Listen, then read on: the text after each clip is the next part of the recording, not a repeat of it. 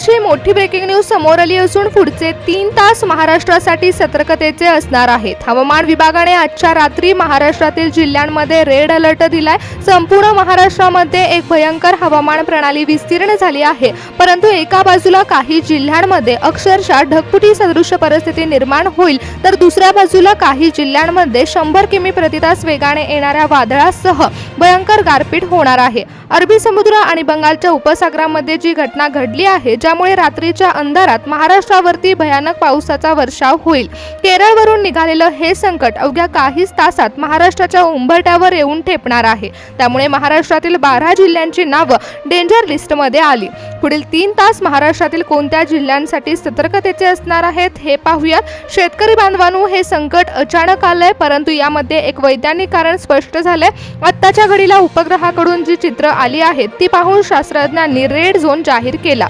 अरबी समुद्राच्या पृष्ठभागाचं तापमान अचानक वाढलं आहे, यामुळे समुद्राच्या पाण्याची प्रचंड वेगाने बाष्प होत आहे। या बाष्पयुक्त हवेने आणि ढगांनी अरबी समुद्राने थेट महाराष्ट्राच्या किनारपट्टीपर्यंत एक प्रचंड मोठी हजारो किलोमीटर लांब बाष्पांची भिंत तयार केली आहे। त्यामुळे मान्सूनचा जो प्रवाह केरळमध्ये दाखल होणार आहे त्याला लो प्रेशर एरिया म्हणजेच कमी दाबाच्या पट्ट्याने प्रचंड गती दिली आणि हा प्रवाह केरळ करून सरळ पश्चिम किनारपट्टीवरून महाराष्ट्राच्या दिशेने वेगाने सरकला।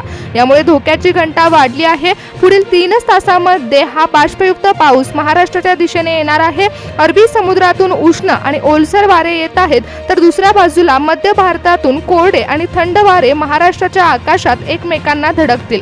जेव्हा 2 विरुद्ध प्रकृतीचे वारे एकत्र येतात तेव्हा आकाशामध्ये विचित्र हवामान प्रणाली तयार होते आणि हीच प्रणाली आज महाराष्ट्रामध्ये सक्रिय होणार आहे। रात्रीचे 3 तास ही हवेची दिशा आणि दाब वेगाने बदलणार आहे। पुढील 3 तासामध्ये मध्यरात्री वातावरणामध्ये भयानक प्रेशर ड्रॉप होईल आणि शास्त्रज्ञांच्या मते हवेतील बाष्प वाढल्यामुळे आकाशात उभे अकराळ विक्राळ ढग तयार होतील आणि हे ढग जमिनीपासून तब्बल 12 ते 15 किलोमीटर उंच वाढले जातील आणि या ढगांच्या वरच्या भागामध्ये पाण्याच्या ठेंबाचं रूपांतर बर्फात होईल।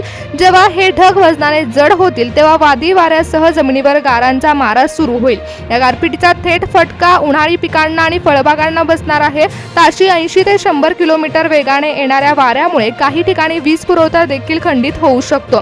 घराची पत्रे उडणं, झाडावरील फांद्या पडणं अशा घटना घडू शकतात। त्यामुळे पुढील 3 तास घराबाहेर पडू नका अशा सूचना देखील देण्यात आल्या।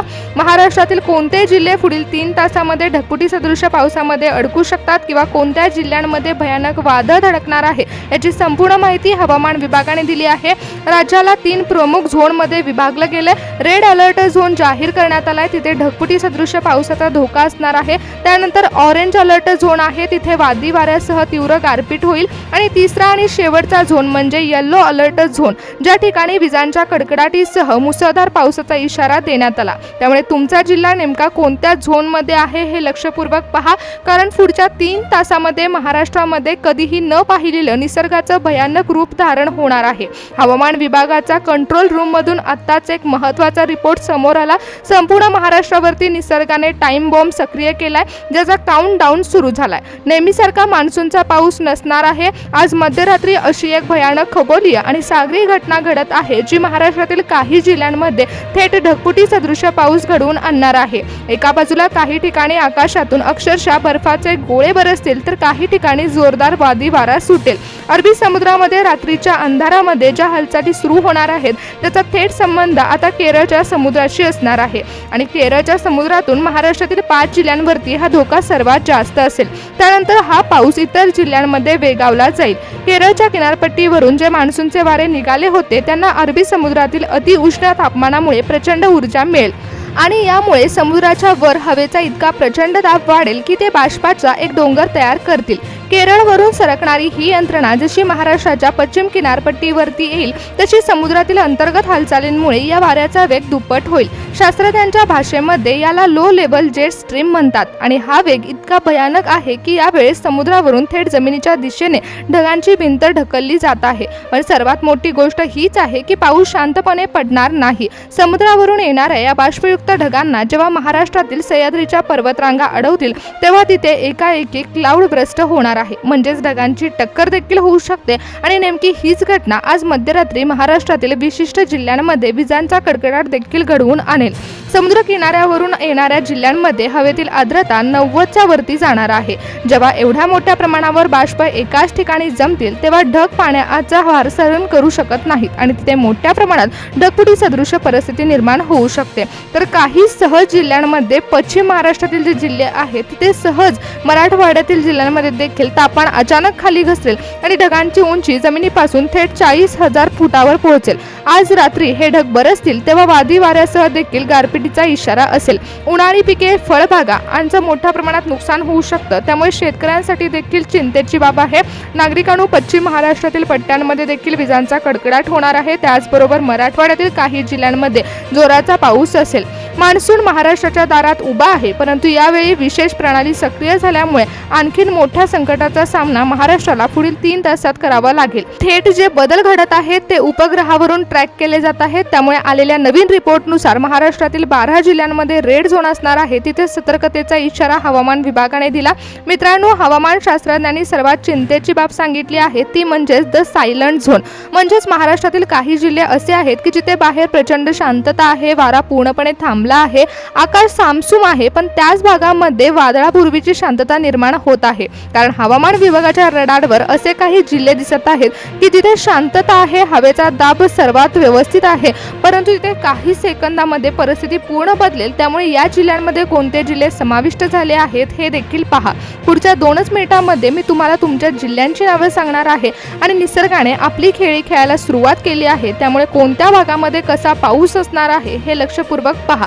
या ठिकाणी पाहायला गेलं तर रेड झोन, ऑरेंज झोन आणि येलो झोन बनवण्यात आले. त्यातील रेड झोन आहे जिथे ढगफुटी सदृश पाऊस असणार आहे, अतिवृष्टीचा धोका असेल. या झोनमध्ये कोकण किनारपट्टी आणि दक्षिण गोव्याला लागून असलेल्या भागांचा समावेश आहे. अरबी समुद्रातील बाष्पाची पहिली भिंत थेट याच जिल्ह्यांना धडकत आहे. समुद्रावरून येणारे मान्सूनचे वारे थेट पर्वतरांगांना धडकल्यामुळे ढगफुटी सदृश परिस्थिती निर्माण होणार आहे. यामध्ये समावेश होतो तो म्हणजे रत्नागिरी जिल्ह्याचा. काही तासांमध्ये इथे ढगफुटी सदृश पाऊस कोसळण्याची शक्यता आहे. घाट रस्ते खचण्याचा मोठा धोका आहे. त्यानंतर सिंधुदुर्गमधील मालवण, वेंगुर्ला आणि सावंतवाडी परिसरामध्ये ताशी 80 ते 90 किलोमीटर वेगाने सागरी वादळी वारे वाहतील. मुसळधार पावसाने सकल भागामध्ये पाणी साचून पूर परिस्थिती निर्माण होऊ शकते. रायगडच्या किनारपट्टीच्या भागामध्ये समुद्राला उधाण येण्यासोबतच रात्रीच्या वेळी मुसळधार पावसाचा तांडव पाहायला मिळेल. जो ऑरेंज अलर्टचा झोन आहे तिथे तीव्र गारपीट आणि वादळी वाऱ्याचा पाऊस होणार आहे. पश्चिम महाराष्ट्र आणि सह्याद्रीच्या घाटमाथ्यावरील या जिल्ह्यांमध्ये 2 विरुद्ध प्रकृतीचे वारे एकत्र येऊन वादळ निर्माण होणार आहे. सांगली जिल्ह्यामध्ये पुढील काही तासात अत्यंत संवेदनशील पावसाची शक्यता वर्तवण्यात आली.